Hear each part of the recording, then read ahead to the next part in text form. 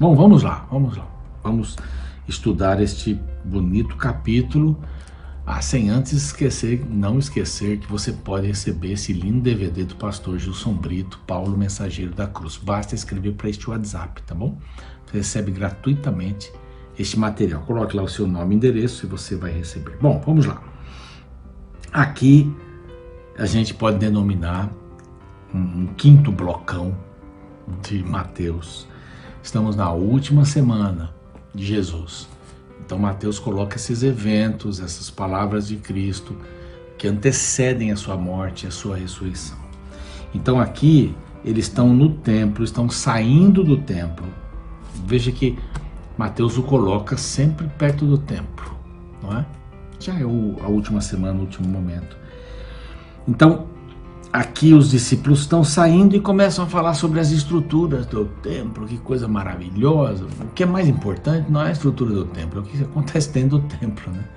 Aqui, a estrutura é bonita, chama atenção. E Jesus diz no verso 2 assim, ele porém lhes disse, não vedes tudo isso? Em verdade vos digo, não ficará aqui pedra sobre pedra, que não seja derribada. Aqui ele está dizendo que o templo vai ser derrubado? É exatamente isso, o templo vai ser derrubado. Como assim?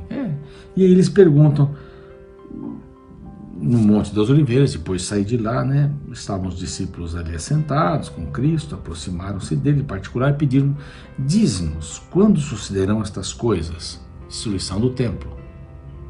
E que sinais haverá da tua vinda e da consumação do século? Duas coisas, e Jesus respondeu estas duas coisas para os seus discípulos. Quando o templo não ficaria pedra sobre pedra? E quais, mudei muito rápido, né?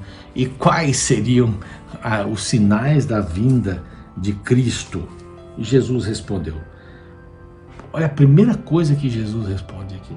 Diz assim, vede, ninguém vos engane. Vede que ninguém vos engane. Então existe uma ilusão religiosa. Existe uma ilusão religiosa por aí. Que ninguém vos engane como? Dizendo, eu sou o Cristo. Muitos virão em meu nome. Muitos virão em meu nome.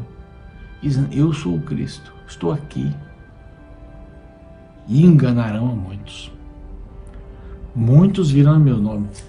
Bom, são quase 40 mil denominações cristãs em todo o mundo. E todos dizem que tem a verdade, que o outro grupo é mentiroso. Onde está a verdade? A verdade está aqui, ó. Saiu daqui, não tem mais verdade. Entendeu? Então, cuidado. Primeira coisa que ele diz, ilusão religiosa. Muita gente falando, teorias, teologias novas, extraordinárias. Eu estava vendo um vídeo esses dias aí, alguém que...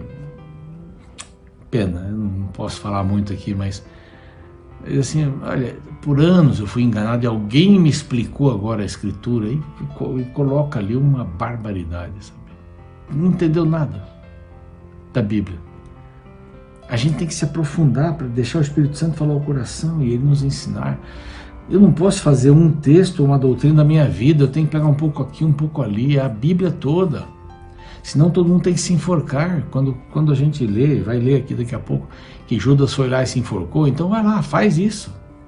Porque a Bíblia está dizendo que ele foi lá e se enforcou. Então a gente tem que tomar cuidado com isso. A primeira coisa que Jesus fala quando os discípulos falam, como é que vai acontecer esse negócio da destruição do templo? E quais são os sinais da tua vinda? E da consumação de tudo? Porque já estavam começando a entender que Jesus iria e voltaria. Aí vem a segunda parte, e certamente ouvireis falar de guerras e rumores de guerras. Então, guerras. Mas não, toda época teve guerra. Toda época teve guerra. Não, agora tem mais guerra que as outras. Sim, mas o mundo era menor e tinha guerras constantes. Você só pensar. Babilônia sai, vem a Medo-Pérsia, depois eles se brigam entre eles, aí vem a Grécia, aí vem Roma, e aí vem os ostrogodos, visigodos, a Europa, aquela confusão, as dominações da América, América do Norte, América Latina, um confronto com os índios. Não para, a coisa não para, a coisa não para. Vão lá para a África, pegam os escravos, que absurdo. E os próprios nativos vendiam seus irmãos. Guerras tribais, guerras familiares, nunca parou de ter guerra no mundo. Mas ele diz assim, mas haverá guerras e rumores de guerras, não vos assusteis. Isso sempre existiu, e nesse mundo agora a gente vê coisas muito estranhas, né? Alguns já estão vendo o vírus como um sinal, o vírus do Covid como um sinal. E eu me pergunto o que vem depois. Já veio ebola, já veio gripe espanhola, já veio febre. Nossa, quanta coisa. A gente está vendo um mundo bem complicado, né? Depois ele diz fome. Mas tem guerra, mas ainda não é o fim. Aí ele vai falar no verso 7. Portanto, se levantará nação contra nação, ok? Reino contra reino, haverá fome, terremoto em vários lugares, porém tudo isso é o princípio das dores. Agora está falando da volta dele. Tudo isso aqui está falando da volta dele. Não é? Porém, tudo isso é princípio das dores. Tem morte, tem fome. Aí ele fala sobre os mártires. Então sereis atribulados e vos matarão. Sereis odiados de todas as nações. Verso 9. Por causa do meu nome. Nesse tempo muitos hão de escandalizar, trair e odiar uns aos outros. Levantar-se-ão muitos falsos profetas. De novo, fala de novo. E vão enganar a muitos. Mentiras na palavra. Isso está acontecendo hoje. Quanta diversidade para entender um texto. Leia o contexto.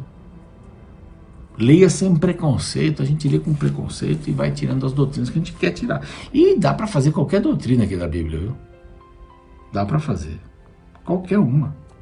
Basta você ter um pouco de habilidade, um pouco de lógica e tal. Então ele fala um pouquinho do 12, se multiplicará e por se multiplicar, difícil, hein? A iniquidade, o amor de muitos esfriará. Esse eu acho que, o amor de quase todos aqui, esfriar. Esse eu acho, esse caos mundial, esse aqui eu acho o mais terrível. As pessoas não olham mais para a dor do outro, elas olham só para si mesmas. A dor do outro não importa. O amor de muitos esfriará, o amor dentro da família. Esposa, esposa, pais, filhos, filhos e pais. Em todos os lugares. O amor de muitos esfriará. Não estou nem aí. Eu roubo a merenda mesmo. Das crianças da escola pública. Eu roubo mesmo. Eu desvio. O absurdo, desviar vacina. Vender vacina. Absurdo. Fingir que dá isso aí, não são os profissionais todos não, profissional de saúde é gente séria, mas tem gente má em todos os lugares. Ora, fingir que tá vacina e tirar? Uau, a minha doeu, eu já tomei, a minha doeu, isso, depois no dia seguinte doeu um pouco o local. Ah, bom, então injetou alguma coisa, mas ela me mostrou direitinho, olha, estou dando aqui, a validade é essa, tal, ótimo, são profissionais extraordinários, temos que orar por eles, viu? A gente está trabalhando diuturnamente. Bom, e finalmente diz, será pregado esse evangelho em todo o mundo, para testemunho em todas as nações, então virá o fim. Deixa eu parar aqui para falar uma coisa. Bom, quando a gente pregar o evangelho em todo mundo, aí vem o fim? Não, a gente tem que pregar para todo mundo. Para todas as nações, pregar para todas as nações. Quer dizer, não é para ficar parado aqui em Jerusalém, tem que pregar para todo mundo. Não é para ficar, ir para Samaria para ter os confins da terra, não é isso que a gente vê em Atos capítulo 1, né? Eu vou pregar em todos os lugares, se vocês são minhas testemunhas em todos os lugares. Então a pregação do evangelho, a volta de Cristo não depende de mim. Tem gente usando aí o público para dizer assim, bom, o problema é nosso, Jesus não veio ainda por nossa causa. Bom, pecado, né? Mas não que Deus dependa de mim para ele voltar, senão ele tá perdido. Ele não depende de mim. Fica olhando, vai, prega aí para eu poder voltar. Não, ele vai voltar a hora que ele quiser. Seguramente. Tá? E ele não depende de mim, eu faço minha parte. Claro que eu tenho que fazer minha parte, mas Deus não depende do ser humano para voltar, não. Ah, já teria voltado se não fosse nossa... Em alguns aspectos isso até vale, mas não fica dizendo que a igreja tem que trabalhar mais, porque senão ele não vai voltar. Desculpe aí, engasguei.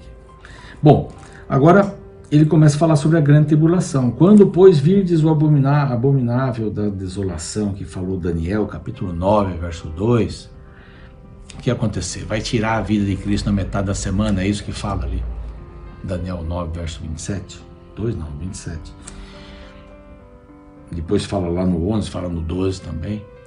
Várias coisas aconteceriam. Primeiro, a morte de Cristo. Aí ele está falando de Jerusalém, destruição de Jerusalém. Aqui ele vai fazer um misto de Jerusalém e da volta dele. Então ele diz, na metade da semana vai ser tirado o sacrifício, vão morrer. Então, já está pertinho para ele morrer, faltam poucos dias para ele morrer aqui. Então os que estiverem na Judéia fujam para os montes, está falando ali. Então, depois que eu morrer, haverá algumas coisas tremendas. Depois que matarem Estevão, fujam. Quando Estevão morreu, depois de uns 3 anos aí, da morte de Cristo, mais ou menos. Fujam. Depois que acontecer essa semana de Daniel 9, 27, fujam. Vão para a Judéia, fujam da Judéia, vão para os montes. Quem tiver no eirado, não desça. A tirar da casa alguma coisa, vai embora. Quem estiver no campo, não volte atrás para buscar sua capa. 19, as grávidas, ai das grávidas, ai, se a fuga for no inverno, ai, se a fuga for no sábado. Não é? Porque nesse tempo haverá grande tribulação. Aqui ele está falando então da destruição de Jerusalém. Quem estava na cidade morreu. Quem saiu, olha que ele está mandando sair. Quando tiver acontecido a morte de Estevão, né, os judeus se dispersam e vão embora mesmo. Porque a cidade vai ser destruída. Dali a alguns anos mais. Não tiverem aqueles dias sido abreviados, ninguém seria salvo, mas por causa dos escolhidos, tais dias serão abreviados. Fala dos dois, tanto da destruição de Jerusalém como da volta de Cristo. Claro que os dias serão abreviados. Claro, é o fim da tribulação. Então, se alguém vos disser, olha, de novo, eis o Cristo está ali, está acolá, não acrediteis, porque surgirão falsos cristos, falsos profetas. Cuidado com aquilo que você aprende da Bíblia Sagrada. Cuidado. Verso 27 é fantástico. Porque assim como o relâmpago sai do Oriente ao Ocidente, assim se mostra até o Ocidente, assim há de ser a vinda do Filho do Homem. Onde estiver o cadáver, aí se juntam os abutres. Né? Quer dizer, onde tem problema, aí vem os outros para comer, né? Todo mundo gosta de problema. Todo mundo gosta de... Então saiam de Jerusalém. Saiam de Jerusalém. Então ele faz essas duas comparações aqui, os falsos profetas, a mentira, onde tem a mentira, estão os falsos profetas. É isso que ele quer dizer aqui no último verso. Então cuidado com a mentira. Cuidado com a mentira. Cuidado com aqueles que dizem que eu estou aqui, estou ali. Eu vou vir como relâmpago. Em outras palavras, todo mundo vai me ver vindo. Aí fala da vinda do Filho. Nossa, tem mais coisa aqui. Não vai dar para cobrir tudo aqui. Mas ele fala que o céu vai escurecer, o sol escureceu, 19 de maio de 1780, está lá na história. As estrelas cairão à noite, que parecia que estava chovendo estrelas, 13 de novembro de 1833.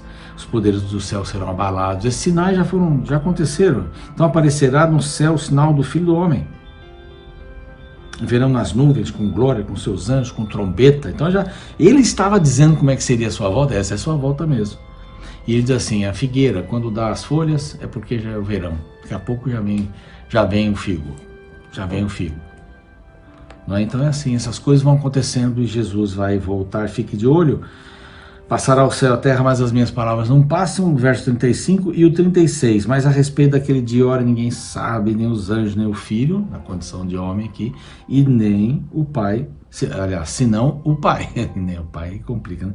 Senão o Pai. Como no dia de Noé, estavam lá casando, se dando casamento, de repente veio o dilúvio. Tem que estar preparado. Tem que estar preparado quando? Hoje. Não vou esperar um sinal acontecer. O que está acontecendo hoje é que tem muita gente pregando sinais. Não importa. Os sinais vão vir aqui. Quando é que eu tenho que estar preparado? Hoje. Porque o dia que eu sei que eu estou vivendo é hoje, é só agora. Eu não sei se eu vou viver daqui a meia hora, Não sei se eu vou gravar mais um programa. Eu quero.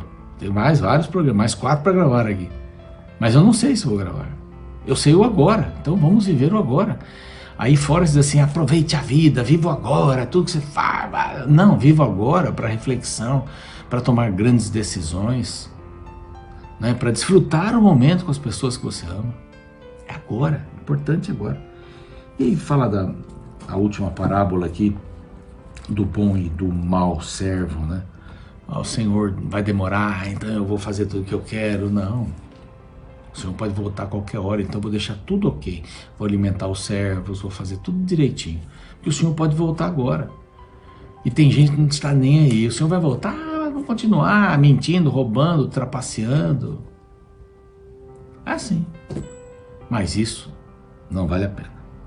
Bom, virá o Senhor daquele servo no dia em que não espera, verso 50, e a hora que não sabe.